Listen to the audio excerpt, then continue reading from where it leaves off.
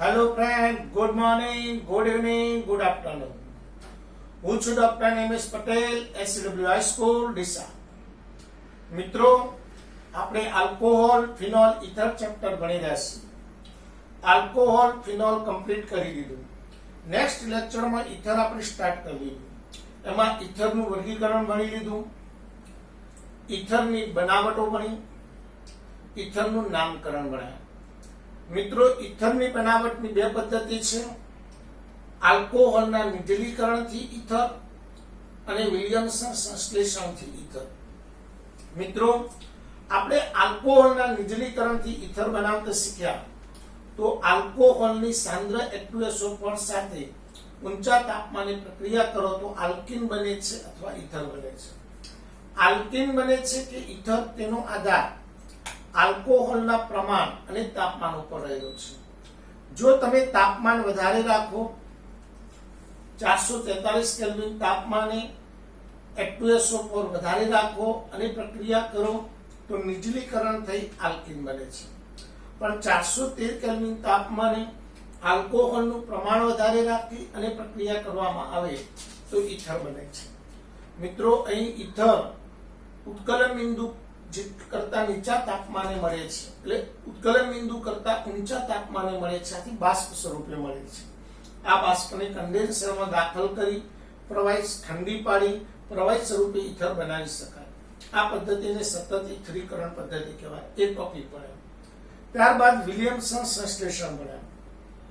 મિત્રો, Williamson સંશ્લેષણનો concept બહુ મસ્ત હતો કે સોડિયમ આલ્કોક્સાઇડની આલ્કાઇલ હેલાઇડ સાથે પ્રક્રિયા કરતા ઇથર બને છે. આ પદ્ધતિને વિલિયમસન સંશ્લેષણ કહેવાય.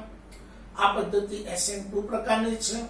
પણ આ પદ્ધતિમાં એક કોન્સેપ્ટ હતો કે આ પ્રક્રિયામાં કોઈ પણ ઇથર બનાવો તો ઇથરમાં હેલાઇડ જેનો એ પ્રાથમિક જ લેવો પડે.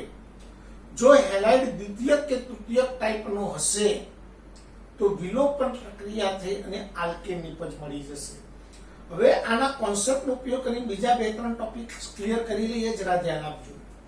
દાખલા તરીકે હું તમને કહું કે CH3 CH2CH3 CH2 CH3. ચલો, આ ઇથર બનાવવો છે.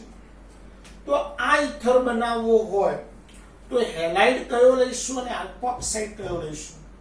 તો મિત્રો, આ બાજુની આલ્કાઇલ શૃંખલા દ્વિતીયક છે અને આ બાજુની આલ્કાઇલ શૃંખલા પ્રાથમિક છે. તો પ્રાથમિક શૃંખલા વાળો હેલાઇડ લેવું પડે, એટલે CH3 CH2Cl. અને આ દ્વિતીયક શૃંખલા વાળો સોડિયમ આલ્કોક્સાઇડ લેવો પડે, એટલે CH3CHONA CH2CH3. આ બંનેની જો પ્રક્રિયા કરું તો મને આ ઇથર બને. તો આમાં આવા પ્રશ્નો મિત્રો ઘણા બધા પૂછાય કે નીચેના ઇથરની બનાવટની પ્રક્રિયા લખો. તો ઇથર બનાવવા માટે આટલો કોન્સેપ્ટ યાદ રાખજો. તમારે ઇથર જે બનાવો એ ઇથરમાં જે બાજુ આલ્કાઇલ શૃંખલા પ્રાથમિક છે એ હેલાઇડ લેવાનું, દ્વિતીયક કે તૃતીયક આલ્કાઇલ શૃંખલા વાળો સોડિયમ આલ્કોક્સાઇડ લેવાનું. તો આ રીતે આપણે વિલિયમસન સંશ્લેષણથી ઇથર બનાવતા શીખી ગયા. હવે મિત્રો, આજના ટોપિકમાં આપણે ઇથરના ભૌતિક ગુણધર્મો ભણીશું. તો ઇથરના ભૌતિક ગુણધર્મો સમજાવો.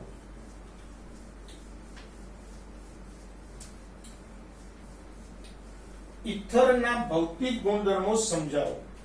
ઇથરના ભૌતિક ગુણધર્મો સમજાવો. પહેલો પોઈન્ટ છે ઉત્કલન બિંદુ. મિત્રો, ઇથર એક ધ્રુવીય સંયોજન છે, પરંતુ તેની ધ્રુવીયતા ખૂબ જ ઓછી હોવાથી ઉત્કલન બિંદુ ઉપર ધ્રુવીયતાની અસર થતી નથી. માટે સમાન આણ્વીય દળ ધરાવતા આલ્કેન અને ઇથર સંયોજનના ઉત્કલન બિંદુ લગભગ સમાન હોય છે. જોરદાર પોઈન્ટ છે. ઇથર ધ્રુવીય સંયોજન છે, પરંતુ તેની ધ્રુવીયતા ખૂબ જ ઓછી હોવાથી ધ્રુવીયતાની અસર ઉત્કલન બિંદુ ઉપર થતી નથી. માટે સમાન આણ્વીય દળ ધરાવતા આલ્કેન અને ઇથર સંયોજનના ઉત્કલન બિંદુ લગભગ સમાન હોય છે. ચલો આ પહેલો પોઈન્ટ ભણ્યા. ઇથર સંયોજનો ધ્રુવીય છે, પરંતુ તેની ધ્રુવીયતા ખૂબ જ ઓછી હોવાથી ધ્રુવીયતાની અસર ઉત્કલન બિંદુ ઉપર થતી નથી. માટે સમાન આણ્વીય દળ ધરાવતા આલ્કેન અને ઇથર સંયોજનના ઉત્કલન બિંદુ લગભગ સમાન હોય છે. પછી બે, આલ્કોહોલ સંયોજનોમાં આંતર આણ્વીય હાઇડ્રોજન બંધ રચાય છે, માટે આંતર આણ્વીય આકર્ષણ બળ વધુ હોય છે. આથી ઇથર કરતા આલ્કોહોલ સંયોજનોના ઉત્કલન બિંદુ ઊંચા હોય છે. એના પછી આવે દ્રવ્યતા. મિત્રો, દ્રવ્યતા બહુ સુપર મુદ્દો છે, જરા ધ્યાન આપજો. કે ઇથર સંયોજનો પાણીના અણુ સાથે હાઇડ્રોજન બંધ રચે છે. આથી સમાન આણ્વીય દળ ધરાવતા આલ્કોહોલ સંયોજનો જેટલી જ દ્રવ્યતા ઇથર સંયોજનો ધરાવે છે. એટલે દ્રવ્યતા લગભગ બંનેની સેમ છે. હા, ઉત્કલન બિંદુ આલ્કોહોલનું વધારે, પણ દ્રવ્યતા લગભગ બંનેની સરખી છે. કારણ કે ઇથર સંયોજનો ROR, OHH પાણીના અણુ સાથે હાઇડ્રોજન બંધ રચે છે. આથી ઇથર સંયોજનોની દ્રવ્યતા સમાન આણ્વીય દળ ધરાવતા આલ્કોહોલ અને ઇથર સંયોજનોની લગભગ સમાન હોય છે. દાખલા તરીકે બ્યુટેનોલ CH3CH2CH2OH અને ડાઇઇથાઇલ ઇથર CH3CH2O CH2CH3. આ બંનેની દ્રવ્યતા લગભગ સરખી છે. કે ભાઈ 100 મિલી પાણીમાં 7.2 ગ્રામ લગભગ 7.2 ગ્રામ ડાઇથાઇલ ઇથર દ્રાવ્ય થાય છે અને 9 ગ્રામ જેટલું બ્યુટેનોલ દ્રાવ્ય થાય છે. એટલે બંનેની દ્રવ્યતા લગભગ સમાન છે. તો ઇથર સંયોજનોના આ આપણે ભણ્યા ભૌતિક ગુણધર્મો. તો મિત્રો, ઇથર સંયોજનોના ભૌતિક ગુણધર્મો આપણા મગજમાં કમ્પ્લીટ થઈ ગયા. હવે લઈએ ઇથર સંયોજનોના રાસાયણિક ગુણધર્મો. તો ગણીએ ઇથર સંયોજનોના રાસાયણિક ગુણધર્મો.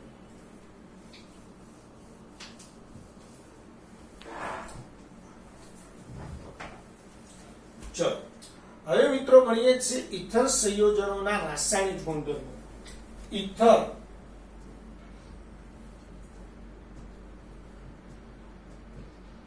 સંયોજનોના રાસાયણિક ગુણધર્મો. કેમિકલ પ્રોપર્ટીઝ ઇથર સંયોજનોની. મિત્રો, ઇથર સંયોજનો રાસાયણિક રીતે ખૂબ જ નિષ્ક્રિય છે. આમ છતાં સાંદ્ર HI હેલોજન એસિડ સાથે HI સાથે પ્રક્રિયા કરવામાં આવે તો રિડક્શન થઈ અને હાઇડ્રો આલ્કેન મળે છે અને પાણીનો અણુ છૂટો પડે છે. દાખલા તરીકે સંમિત ઇથર છે CH3OCH3. એની સાંદ્ર HI સાથે પ્રક્રિયા કરીએ છીએ તો 2H સાથે O જોડાય H2O છૂટા પડશે અને નિપજ મળશે 2 મોલ CH3 આયોડોમિથેન. પણ મિત્રો, જો અસમિત ઇથર હોય તો એક CO બંધ તૂટે છે એટલે એક કાર્બન સાથે H અને I અલગ અલગ જોડાણ પામે છે. તો આ કોન્સેપ્ટ બહુ મસ્ત છે. દાખલા તરીકે CH3 CH2O CH3 એની HI સાથે આપણે પ્રક્રિયા કરીએ છીએ. તો આ પ્રક્રિયામાં ઇથરની પ્રક્રિયા કરવામાં આવે તો અહીં આ બંને બાજુ કાર્બન અસમાન છે એટલે અસમિત ઇથર કહેવાય. હવે અસમિત ઇથરમાં આ CO બંધ તૂટે અથવા આ તૂટે. આપણો કોન્સેપ્ટ બરાબર ક્લિયર કરીશું મિત્રો, જરા ધ્યાન આપજો. જો બંને બાજુ પ્રાથમિક આલ્કાઇલ સમૂહ હોય, આ પ્રાથમિક છે, આ પ્રાથમિક છે, પ્રાથમિક આલ્કાઇલ સમૂહ હોય તો ઓછા કાર્બન ધરાવતો CO બંધ તોડવાનો. તો ચલો આ બંધ તૂટે છે તો આ કાર્બન ઉપર ધન વીજભાર, ઓક્સિજન ઉપર ઋણ વીજભાર, ઋણ સાથે H જોડાય એટલે એક નિપજ મળે CH3 CH2OH અને એક બાજુ I જોડાય CH3I, આઇડોમિથેન નિપજ મળે છે. પણ મિત્રો માનો કે એક બાજુ પ્રાથમિક છે અને એક બાજુ દ્વિતીયક છે, CH3 CH CH3 O CH2 CH3 વત્તા HI. હવે કોન્સેપ્ટ બરાબર ધ્યાન આપજો.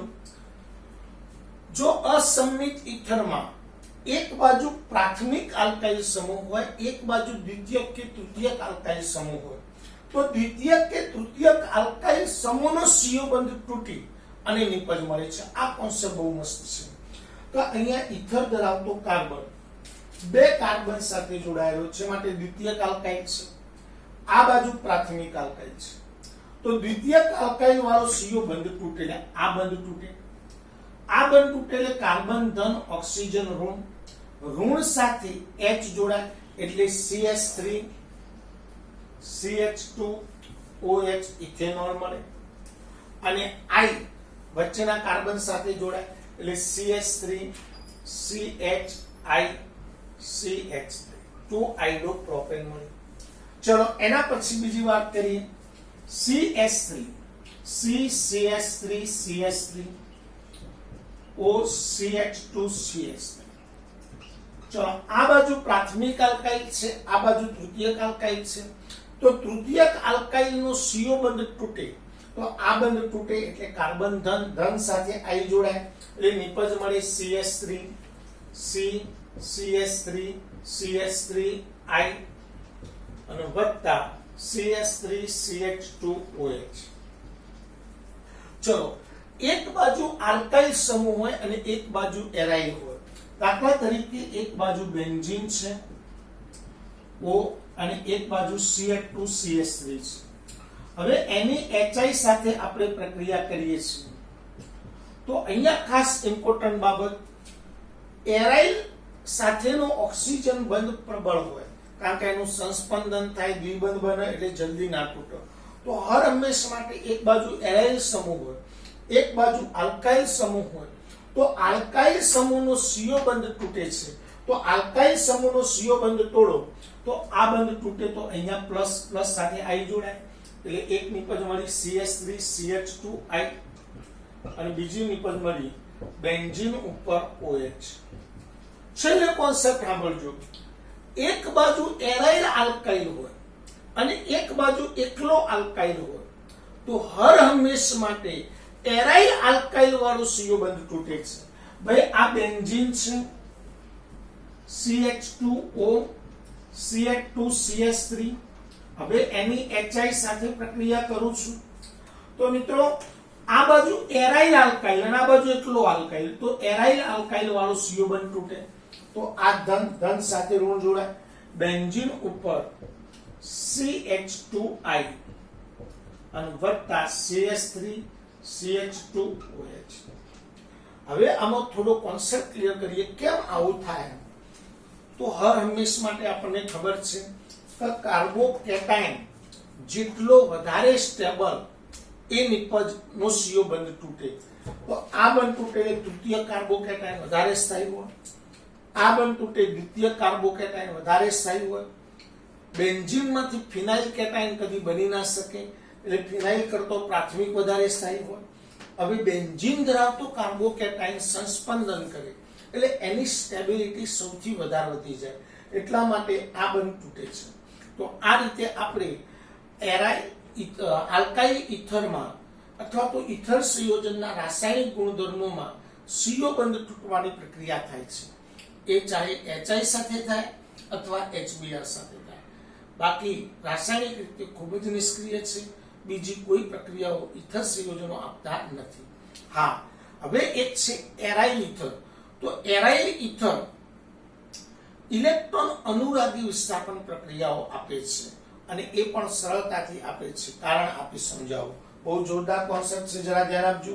એરાઇલ ઇથર ઇલેક્ટ્રોન અનુરાગી વિસ્થાપન પ્રક્રિયાઓ આપે છે, સમજાવો.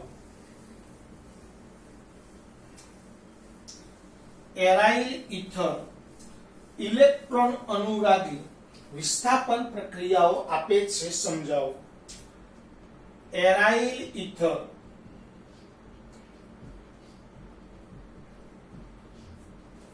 ઇલેક્ટ્રોન અનુરાગી વિસ્થાપન પ્રક્રિયાઓ આપે છે, સમજાવો. બહુ સુપર ટોપિક છે મિત્રો. એરાઇલ ઇથરમાં ઓક્સિજન ઉપર અબંધકારક ઇલેક્ટ્રોન યુગ્મ છે. આથી ઓક્સિજન ઉપરનું અબંધકારક ઇલેક્ટ્રોન યુગ્મ બેન્ઝીન ઉપર વિસ્થાનીકૃત થવાથી ઓર્થો અને પેરા સ્થાનમાં ઇલેક્ટ્રોન ઘનતા વધે છે. માટે બેન્ઝીનની ક્રિયાશીલતામાં વધારો થાય છે. માટે એરાઇલ ઇથર ઇલેક્ટ્રોન અનુરાગી વિસ્થાપન પ્રક્રિયાઓ આપે છે. મિત્રો, એ આ બેન્ઝીન અહીંયા O પાસે 2 લોન પેર, આ એકાંતરે દ્વિબંધ. હવે આ બેન્ઝીનમાં અબંધકારક ઇલેક્ટ્રોન યુગ્મ વિસ્થાનીકૃત થાય એટલે આ ઇલેક્ટ્રોન યુગ્મ અહીંયા બંધ બનાવે એટલે એના 5 સંસ્પંદન સૂત્રો મળે છે. કેવી રીતે 5? તો જુઓ, O અહીંયા double bond O plus R, અહીંયા બંધ તૂટી માઇનસ. ચલો, પેરા સ્થાન ઉપર લોન પેર જાય.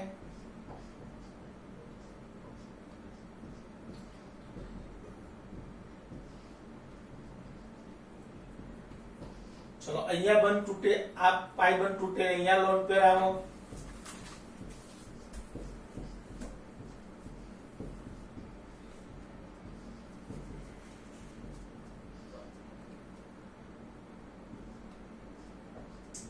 ચલો, પાછું ફરીથી હતું તેના તે લોન પેર જાય.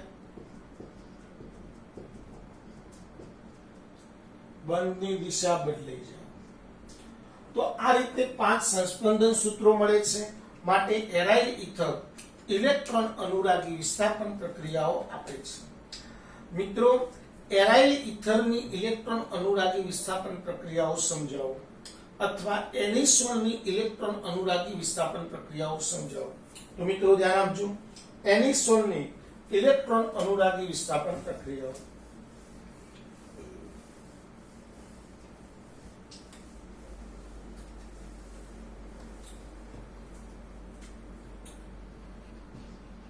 એનિસોનની ઇલેક્ટ્રોન અનુરાગી વિસ્થાપન પ્રક્રિયાઓ. મિત્રો, ઇલેક્ટ્રોન અનુરાગી વિસ્થાપન પ્રક્રિયા બ્રોમિનેશન, નાઇટ્રેશન, સલ્ફોનેશન, આલ્કાઇલેશન, એસાઇલેશન બધા છે. પણ એરાઇલ ઇથર કઈ આપણું? તો aryl ether bromination, nitration, alkylation અને એસાઇલેશન આટલી પ્રક્રિયાઓ આપે છે. એનિસોનનું બ્રોમિનેશન OCS3 એનિસોન. ચલો, એનિસોન નું બ્રોમિનેશન કરીએ. Br2 CS3 COOH ઉદ્દીપકની હાજરી. આમ તો આપણે ફેરિક બ્રોમાઇડ ઉદ્દીપક લઈએ છીએ, પણ ફેરિક બ્રોમાઇડ ઉદ્દીપક લુઈસ એસિડ છે. ફેરિક બ્રોમાઇડ ઉદ્દીપક લુઈસ એસિડ છે. આથી તે ઓક્સિજન સાથે પ્રક્રિયા કરી દે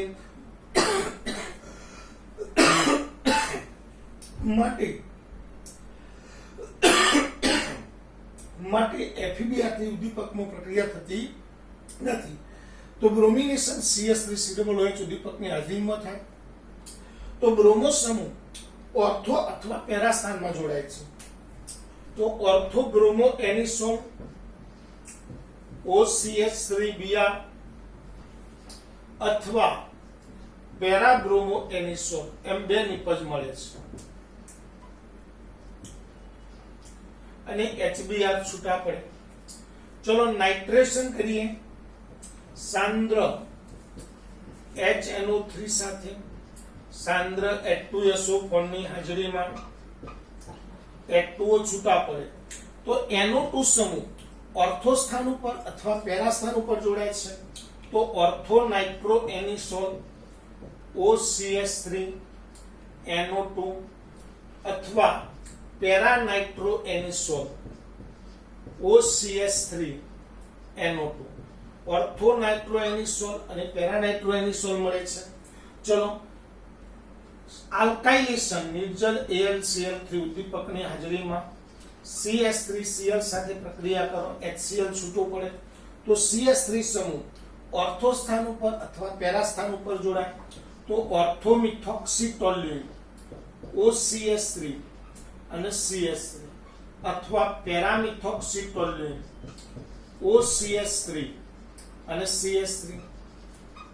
ચલો એના પછી ત્રીજો એસાઇલેશન AlCl3 ઉદ્દીપકની હાજરીમાં CH3COCl સાથે પ્રક્રિયા કરો, HCl છૂટો પડે તો COCH3 સમૂહ ઓર્થો સ્થાન ઉપર જોડાય અથવા પેરા સ્થાન ઉપર તો ઓર્થોમિથોક્સી એસિટોફિનોન OCH3 COCH3 અથવા પેરામિથોક્સી એસિટોફિનોન OCH3 COCH3.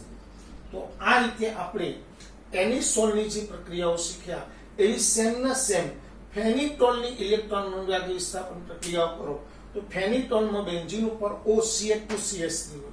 તો આ રીતે ઇથરના રાસાયણિક ગુણધર્મો આપણે કમ્પ્લીટલી પૂર્ણ થાય છે મિત્રો.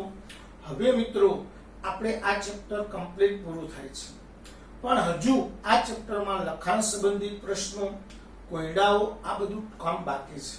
તો હવે કાલે બુધવાર થાય એટલે બુધવાર, ગુરુવાર, શુક્રવાર, શનિવાર ને રવિવાર એટલે ગુરુ, શુક્ર, શનિ 3 દિવસમાં કોયડા અને લખાણ સંબંધિત પ્રશ્નો ચાલશે અને એસાઇનમેન્ટની ડિફિકલ્ટી ચાલશે. શનિવારે રજા રહેશે અને રવિવારે ટેસ્ટ છે આપણે આલ્કોહોલ ફિનોલ ઇથર ચેપ્ટરનો. તો મિત્રો alcohol phenol ether chapter perfect તૈયાર કરવા માંડજો. તમારે 3 ભાગમાં ચેપ્ટર તૈયાર કરવાનું. પહેલા ઇથર તૈયાર કરો તો ઇથરમાં માત્ર 5 જ થિયરી છે. ઇથરની બનાવટ, ઇથરની ગુણધર્મો, ઇથરનું નામકરણ, ઇથરની બનાવટ, ઇથરનું વર્ગીકરણ, ઇથરના ભૌતિક ગુણધર્મો, ઇથરના રાસાયણિક ગુણધર્મો. હા, હવે આપણે એક નાનકડો પણ બાકી છે, પણ કાલ કોયડા ચલાવતી વખતે સાથે લઈ લઈશું. તો આટલા સુધી આજનો લેક્ચર રાખીશું. જય હિન્દ, જય ભારત.